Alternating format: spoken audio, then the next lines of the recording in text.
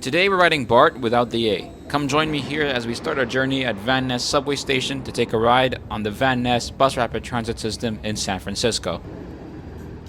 This BRT corridor is located in the median of Van Ness Avenue, which features dedicated bus lanes for about 2 miles. It mainly carries the 49 Munibus, of course a very important number for San Francisco this time of year. The bus is scheduled to arrive about every 6 minutes, which is a very good level of frequency in the US. I rode for a little bit and then got off at O'Farrell and Geary, first of all to admire the art here, but also to take note of how important this station is, that it's located where the 38 and 38R pass, which is arguably the most important bus line in the entire city. Notice how the 49 stop extends all the way to both ends of the block, which is crucial because the 38 goes in both directions and both these streets are one way, so you need to be able to get to both pretty easily if you want to make that transfer. It's also worth noting at this point that Golden Gate Transit buses also use this corridor, and that it has transit signal priority for buses as well.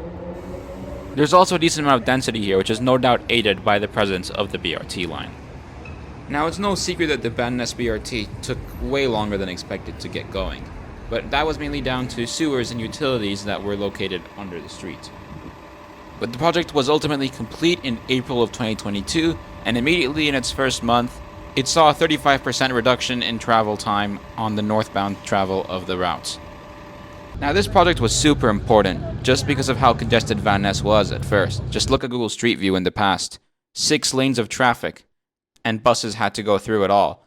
But now, they have this dedicated lanes with signal priority that makes a big difference. Now, one potential issue is the fact that the Route 49 isn't entirely part of the BRT. There's a huge chunk of it, the south, doesn't have bus infrastructure, and that could lead to delays on the later parts of the line.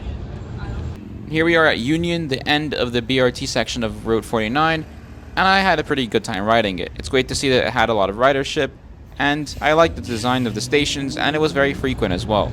If I did have one thing I would address that I think could be improved, it's the fact that there's no level boarding, but given how much the cost spiraled, I guess it was expected. 4 to 6 days later. Okay, we're back, and now we're going to ride the other BRT system in the Bay Area, AC Transit's Tempo in Oakland. We start at 19th Street Oakland BART Station, aka the Uptown Transit Center, which has a lot of different buses passing through it. But we're going straight to Tempo. And immediately we notice just how dominating the station is. The next bus arrival screens are digital LCDs, which are a lot easier to see than the screens that Muni used. You'll also notice that there's a ticket machine and a Clipper card reader, because unlike the Van Ness BRT, Tempo has off-board fare payment. Also worth noting is the tactile yellow strip at the edge of the platform. I found that to be a nice touch. And here comes my bus, branded as Route 1T with an amazing livery on the Tempo bus we got on board. And the first thing you notice about the bus is that it has doors on both sides, which turns out to be quite important as we'll see later. Now as we make our way through downtown Oakland, let's establish some of the history of this line, because I think it's important to set that. Because AC Transit, for the longest time, didn't have any kind of express buses until about the 90s. When they wanted to implement a service like that between Berkeley and San Leandro through downtown Oakland, and eventually this evolved into routes 1 and 1R that began operation in 2007, with the section up to Berkeley running via Telegraph Avenue and a southern section mainly following International Boulevard. The 1R in particular had signal priority, but not much else by way of BRT-like features. But hey, a rapid bus is still a rapid bus, you can't complain about that, right? But annoyingly, the Berkeley City Council were not happy with that arrangement, and they feared that adding bus lanes to Telegraph would limit car traffic. No comment. So Rapid Bus all the way down Telegraph Avenue only lasted for 4 short years, and what we now know is the 6th line was its replacement.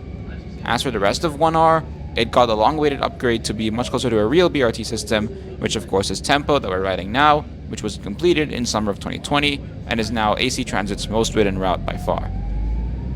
The frequency isn't quite as impressive as the Van Ness BRT at every 10 minutes, but I still think that's pretty good, and it more than makes up for it with its broad coverage. Now, the one thing that was very consistent with my Tempo ride was the amount of people getting on and off throughout the system. It did help that my bus was a little bit delayed, which meant more people were able to get on it due to the longer wait, but still, a lot of riders were being attracted. My bus got particularly busy around Fruitvale, a major city center that the route passes through. Another thing that you notice about this bus is that it has level boarding, as well as dedicated bike storage facilities on board the buses. But here we are at San Leandro BART station at the end of the line Took about 45 minutes to make this trip, and overall, tempo exceeded my expectations. Ridership seems very healthy, and this route seems to be quite stable. Now, one more thing I should address is that International Boulevard, which is where most of Tempo runs, is widely considered to be one of the most dangerous roads in Oakland, and the addition of the BRT lanes hasn't really changed things. Some say it's gotten even worse, and that's largely because they haven't really implemented all the safety features they wanted to yet. However, it does seem like some attempt is going to be made to change that with the installation of bollards. It won't be enough, but it's still a good sign. And finally, why do the Berkeley City Council have to be so annoying? I wish this route could go up Telegraph as well. It would be really, really good if they could do that.